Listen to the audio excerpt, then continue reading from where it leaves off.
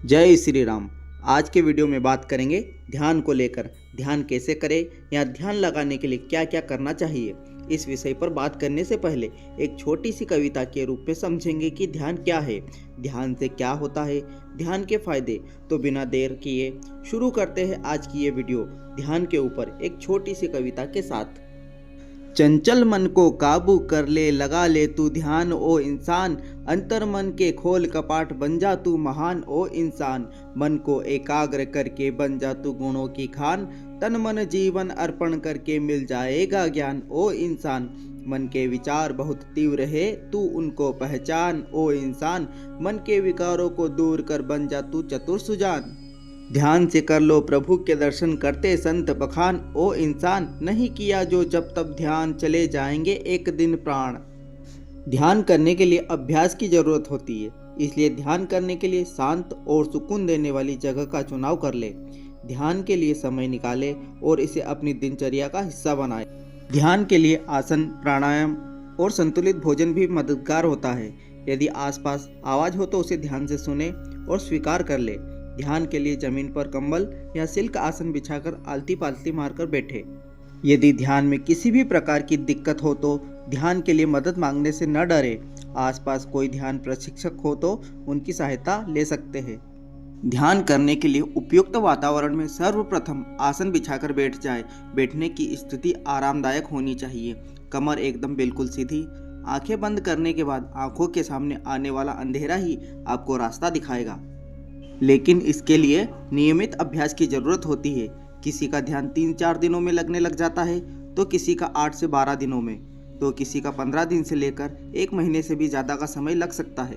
यह सब निर्भर करता है व्यक्ति की ध्यान लगाने की अलग अलग विधि और एकाग्रता पर। यदि कोई व्यक्ति ध्यान के बारे में कुछ नहीं जानता तो उसे केवल नियमित अभ्यास करने मात्र से उसका ध्यान लगने लगेगा। ध्यान कोई कसरत नहीं है, इसलिए ध्यान लग ही जाए ऐसी कोई भी जोर जबरदस्ती ना करे। ध्यान सामान्य प्रक्रिया है तो इसे सामान्य रूप से ही होने दे। सर्वप्रथम उचित आसन में बैठ जाए, सिद्धासन पद्मासन जो सुविधाजनक हो। आंखें बंद करने के बाद मन ही मन अपने आराध्य देव से ध्यान लगने की प्रार्थना करे एवं ध्यान में किसी भी प्रकार की अनहोनी से बचने के लिए ध्यान में रक्षा करने की प्रार्थना भी करे। इसके बाद अनुलोम विलोम इसे 3 से 4 मिनट तक सही रूप से करें। बाद में कुंभक करें। श्वास को बाहर या भीतर की तरफ धीरे धीरे चलाना ही कुंभक की प्रक्रिया होती है। श्वास को बाहर रोक देने की स्थिति को बाहरी कुंभक एवं अंदर की ओर रोक देने की प्रक्रिया को आंतरिक कुंभक कहा जाता है। इस क्रिया को पूरक रेचक के साथ 4 से 5 मिनट तक करें। कुंभक करते करते जब श्वास धीमी और सामान्य हो जाए तब श्वास पर ध्यान लगाए। यदि श्वास पर ध्यान ज़्यादा भटकता है तो ओम का जाप करें। कुछ दिनों के नियमित अभ्यास से देखेंगे कि हमारा ध्यान लगने लगा है। 5-7 मिनट इसके अभ्यास से ध्यान लगने में काफ़ी मदद मिलेगी। कभी कभी साधक को पता भी नहीं चलेगा कि वह कब ध्यान की स्थिति में पहुंच गया है। यह सब निर्भर करता है नियमित अभ्यास करने से। याद रखें, ध्यान में कोई भी जोर जबरदस्ती बिल्कुल भी ना करे। यदि ध्यान नहीं लगता तो आज्ञा चक्र पर जोर ना लगाए। यह सब कुछ धीरे धीरे ही होता है, बिना संकोच। केवल और केवल समय निकालकर एक निश्चित समयानुसार शुद्ध वातावरण का चुनाव करके केवल बैठ जाना ही आपको ध्यान की स्थिति में ले जाएगा। इसके लिए यदि नकारा सोच यानी ध्यान से संबंधित नेगेटिव थॉट ना रखें, ध्यान एक दिन निश्चित ही लगेगा। यह केवल निर्भर करता है हमारी मानसिक स्थिति कैसी है। यदि ध्यान में बैठने पर भी मन के विचार रुक नहीं रहे तो कोई बात नहीं, विचारों को आने दे। कोई भी विचार आपका कुछ नहीं बिगाड़ सकता, बल्कि यह ध्यान में आपकी सहायता ही करेगा। ध्यान करते समय बिल्कुल सामान्य रहे। जो चल रहा है चलने दो, जो हो रहा है होने दो। प्रतिदिन अपने आराध्य देव से ध्यान लगने की प्रार्थना करके ध्यान में बैठे रहे। ध्यान एक ऐसी अवस्था है जो शरीर की सभी हलचल, शारीरिक हो या मानसिक, सभी को बिल्कुल सामान्य करने के बाद ही ध्यान की ओर बढ़ा जा सकता है।